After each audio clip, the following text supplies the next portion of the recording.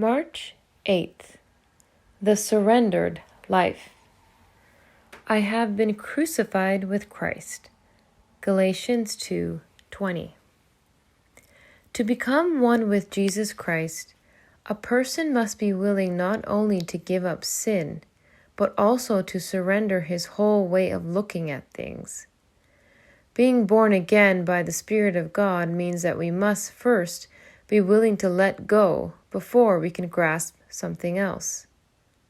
The first thing we must surrender is all our pretense or deceit. What our Lord wants us to present to Him is not our goodness, honesty, or our efforts to do better, but real, solid sin. Actually, that is all He can take from us, and what He gives us in exchange for our sin is real, solid righteousness. But we must surrender all pretense that we are anything, and give up all our claims of even being worthy of God's consideration. Once we have done that, the Spirit of God will show us what we need to surrender next.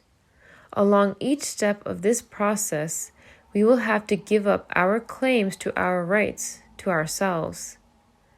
Are we willing to surrender our grasp on all that we possess, our desires, and everything else in our lives? Are we ready to be identified with the death of Jesus Christ?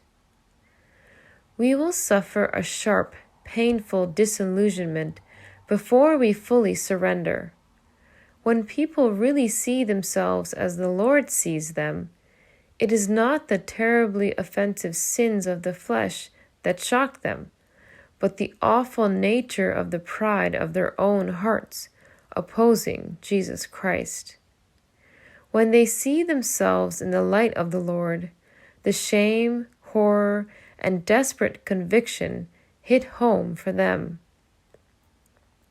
If you are faced with the question of whether or not to surrender, make a determination to go on through the crisis, surrendering all that you have and all that you are to Him.